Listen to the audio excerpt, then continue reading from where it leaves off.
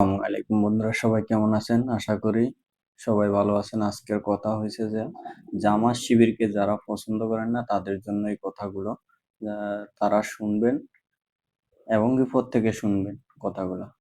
কথাগুলো খুবই গুরুত্বপূর্ণ। কথা হলো যে বাংলাদেশের জামাত শিবির এখন কলেজে বিপিতে জয়লাভ করছে। জয়লাভ করে এখন তারা যে কাজগুলা করতেছে সেই কাজগুলা একদমই ঠিক করতেছে না। কেননা এই কাজগুলা করলে তাদের জনসংখ্যা বাড়তেছে। এই কাজগুলা করাতে তাদের জনসংখ্যা বাড়তেছে। এই জন্য তারা এই কাজগুলা একবারই ঠিক করতেছে না।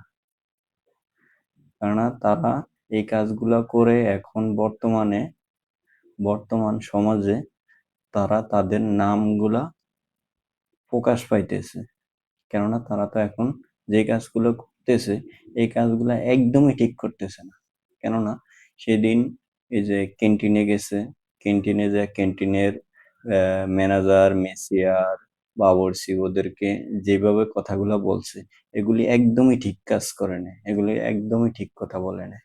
কেননা এগুলা ঠিক কথা কিভাবে হবে?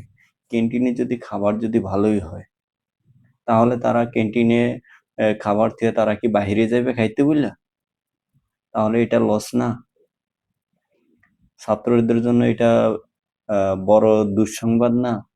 কেননা ক্যান্টিনের খাবার ভালো হইলে তাহলে তার বাসা থেকে খাবার নিয়ে আসা লাগবে না কারো, তারপরে বাহিরে যেয়ে খাওয়া লাগবে না ক্যান্টিনের খাবার ভালো হলে।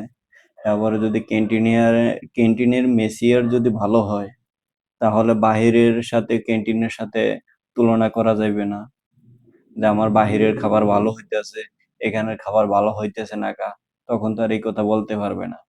ক্যান্টিনের একজন মেসিয়ার যখন সার্ভ করে যে তার মাথায় যদি ক্যাপ থাকে তখন তো তার মাথার চুল নিচে পড়বে না, তার মাথার চুল ফিলেটে পড়বে না। কেননা ফিলেটে পড়লে তখন তো আমি একটা থাপড় দিতে পারবো, আর এখন তো সেই কাজটা করতে পারবো না। তারপরে ডাউলটা ভালো হইলে তো আমার বাহিরের তুলনা করতে পারবো না, খাবারটা ভালো হলে তো বাহিরের তুলনা করতে পারবো না।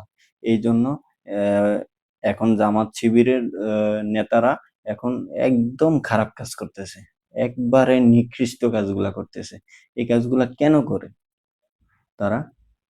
কেন এই কাজগুলা করবে? এই এই খারাপ কাজগুলা কেন করবে? তারা তাদের চিন্তা করতো, তারা কি জন্য ছাত্রদের চিন্তা করে? তারা সবসময় তাদের চিন্তা করবে। তারা ছাত্রকে চিন্তা কি জন্য করতেছে? আমি এটাই কিছু বুঝতেছি না। আসসালামু আলাইকুম, সবাই ভালো থাকবেন।